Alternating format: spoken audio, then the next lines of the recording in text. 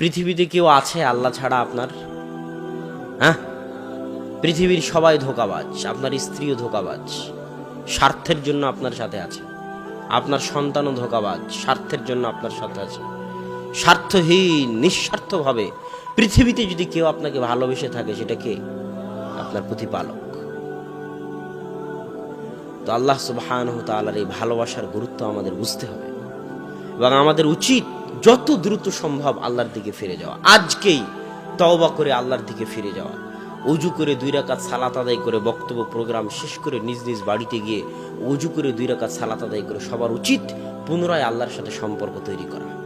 যে আল্লাহ, আজকে তওবা করে তোমার সাথে সম্পর্ক তৈরি করতেছি, আর সম্পর্ক ছিন্ন করব না। আর সম্পর্ক ছিন্ন না করার সবচেয়ে বড় মাধ্যম হচ্ছে যে কোনো মূল্যে দিনে রাতে 24 ঘন্টায় 5 ওয়াক্ত সালাত আদায় করা। আকিমিস সালাতা লিযিকরি, তোমরা সালাত আদায় করো আমাকে স্মরণ করার জন্য।